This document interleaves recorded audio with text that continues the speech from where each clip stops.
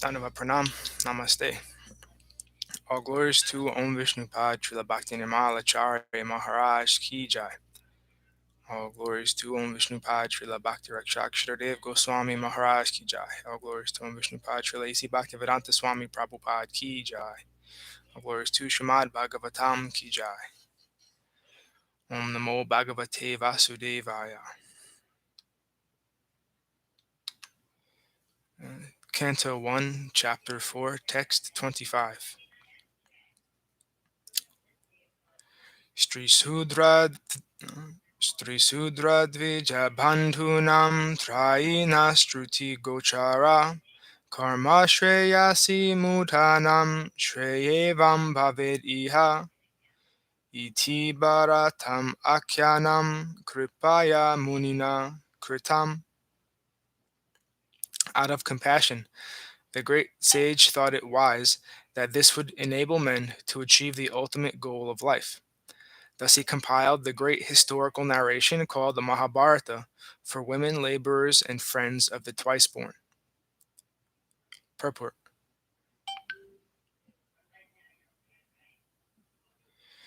The friends of the twice-born families are those who are born in the families of Brahmanas, Kshatriyas, and Vaishyas, or the spiritually cultured families, but who themselves are not equal to their forefathers. Such descendants are not recognized as such for want of purificatory achievements. The purificatory activities begin even before the birth of a child, and the seed-giving reformatory process is called Garbhadana Samskara. One who has not undergone such Garbhadana Samskara, or spiritual family planning, is not accepted as being of an actual twice-born family. The Garbhadana Samskara is followed by other purificatory processes, out of which the sacred thread ceremony is one. This is performed at the time of spiritual initiation. After this particular samskara, one is rightly called twice-born. One birth is calculated during the seed-giving samskara, and the other second birth is calculated at the time of spiritual initiation. One who has been able to undergo such important samskaras can be called a bona fide twice-born. If the father and the mother do not undertake the process of spiritual family planning and simply beget children out of passion only, their children are called Dvija Bandhus. These Dvija Bandhus are certainly not as intelligent as the children of the regular twice-born families. The Dvija Bandhus are classified with the Sudras and the women class, who are by nature less intelligent. The Sudras and the women class do not have to undergo any samskara, save and accept the ceremony of marriage. The less intelligent classes of men, namely women, Sudras, and unqualified sons of the higher castes, are devoid of necessary qualifications to understand the purpose of the transcendental Vedas. For them, the Mahabharata was prepared. The purpose of the Mahabharata is to administer the purpose of the Vedas, and therefore with this Mahabharata, the summary of Veda of Bhagavad Gita is placed. The less intelligent are more interested in stories than in philosophy, and therefore the philosophy of the Vedas in the form of Bhagavad Gita is spoken by the Lord Sri Krishna. Vyasadeva and Lord Krishna are both on the transcendental plane, and therefore they collaborated in doing good to the fallen souls of this age. The Bhagavad Gita is the essence of all Vedic knowledge. It is the first book of spiritual values, as the Upanishads are. The Vedanta philosophy is the subject matter for study by the spiritual graduates. Only the postgraduate spiritual student can enter into the spiritual or devotional service of the Lord. It is a great science, and the great professor is the Lord himself in the form of Lord Sri Chaitanya Mahaprabhu. And the persons who are empowered by him can initiate others in the transcendental loving service of the Lord. Text 26. Evam pravrittasya sada bhutanam shreyasi dvija sarvatmakena piyada natusya dridayam tata. O twice-born Brahmanas, still his mind was not satisfied, although he engaged himself in working for the total welfare of all people. Purport. Sri Vyasadeva was not satisfied with himself, although he had prepared literatures of Vedic value for the all-around welfare of the general mass of people. It was expected that he would be satisfied by all such activities, but ultimately he was not satisfied. Text 27.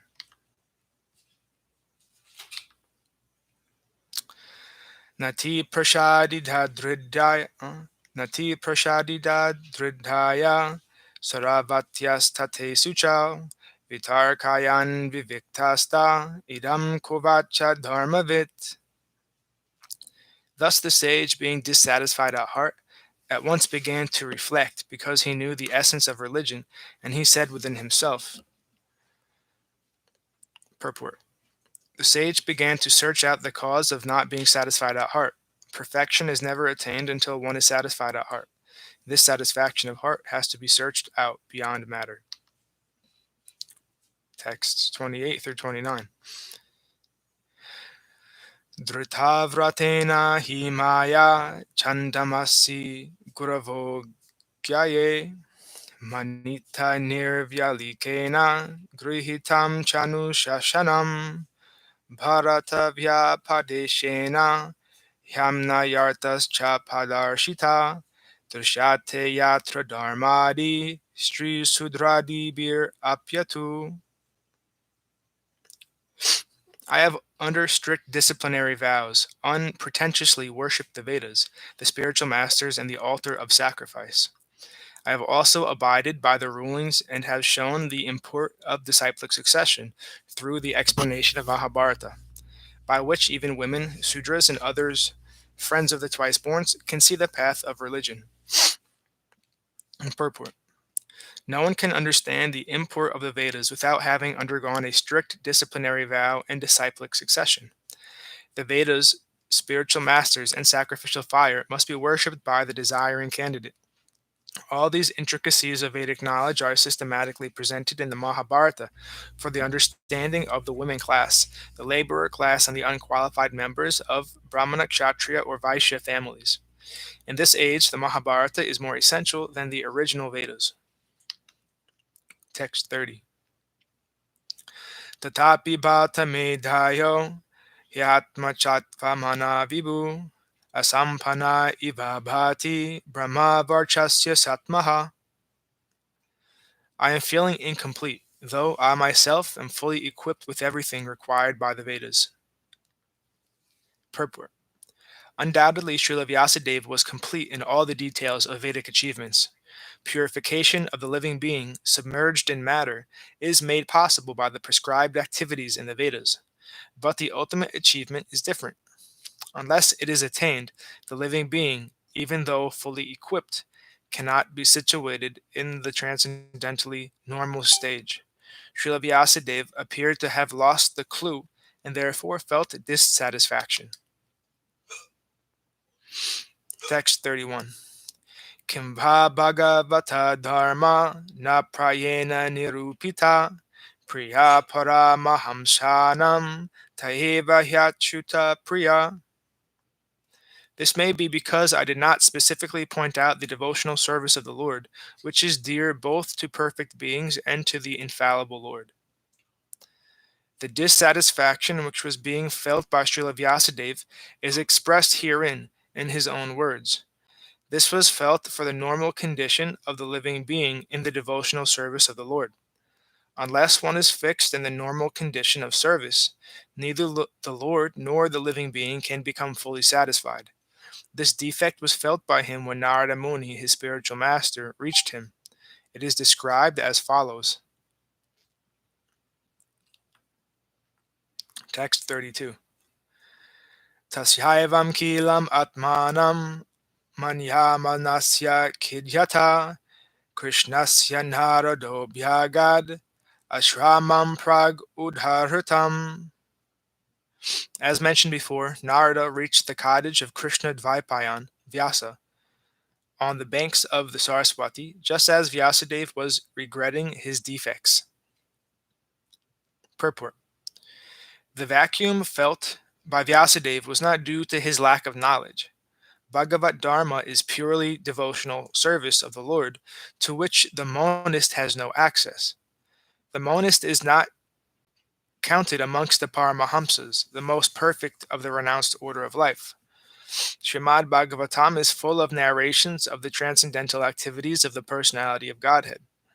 Although Vyasadeva was an empowered divinity, he still felt dissatisfaction because in none of his works were the transcendental activities of the Lord properly explained.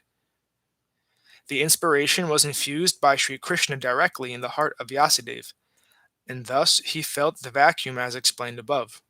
It is definitely expressed herewith that without the transcendental loving service of the Lord, everything is void. But in the transcendental service of the Lord, everything is tangible without any separate attempt at fruitive work or empiric philosophical speculation.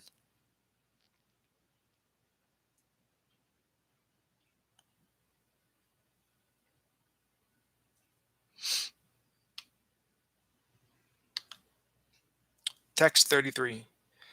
Tam abhigyaya sahasa pratyutagatam muni tamabhigyaya sahasa pratiyutaya gatamuni pujayam asa vidvivan naradam sura pujitam.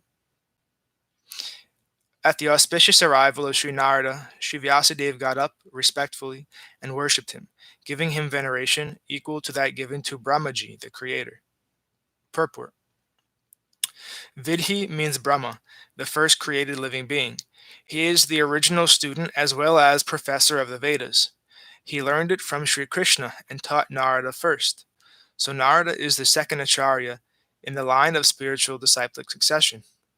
He is the representative of Brahma, and therefore he is respected exactly like Brahma. The father of all vidhis, regulations. Similarly, all the successive disciples in the chain are also equally respected as representatives of the original spiritual master. Thus end the Bhaktivedanta purports of the first canto, fourth chapter of Śrīmad-Bhāgavatam, entitled The Appearance of Sri Narada. Chapter 5. Narada's instructions on Śrīmad-Bhāgavatam for Vyasadeva. Text 1. Sutta uvacha atatam shukam asina upashinam brahachrava devarshi paraha viprarshim vinapani smayan iva. Sutta Goswami said, thus the sage amongst the gods, Narada, comfortably seated and apparently smiling, addressed the rishi amongst the brahmanas, Vedavyas. Purport. Narada was smiling because he well knew the great sage Vedavyas and the cause of his disappointment. As he will explain gradually, Vyasadev's disappointment was due to insufficiency in presenting the science of devotional service. Narada knew the defect, and it was confirmed by the position of Vyasa.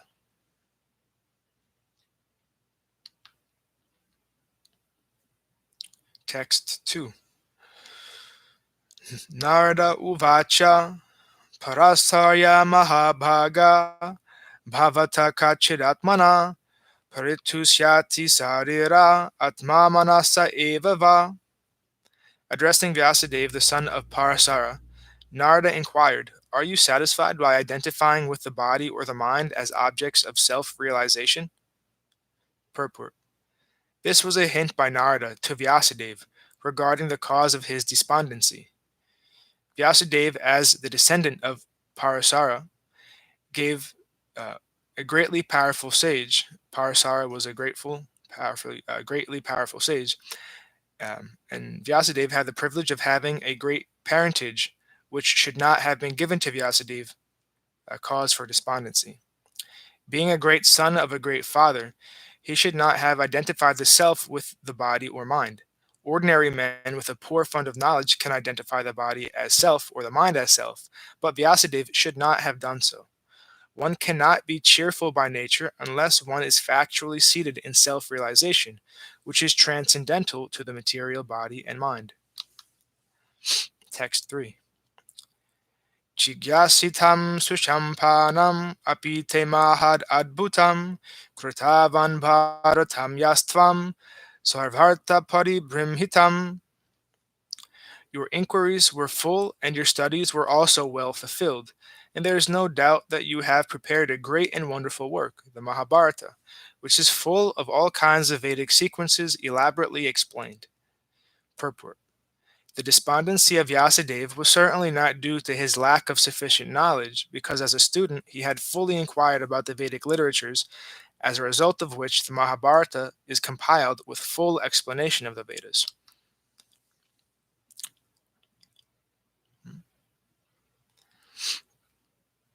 Thus ends our reading for today. We'll continue from text 4 on Friday. All glories to Om Vishnupad, Srila Bhakti Nirmala Acharya Maharaj Ki Jai. All glories to Om Vishnupad, Sripad Bhakti Madhava Puri Maharaj Ki Jai. All glories to our Rupanuga Guru Varga Ki Jai.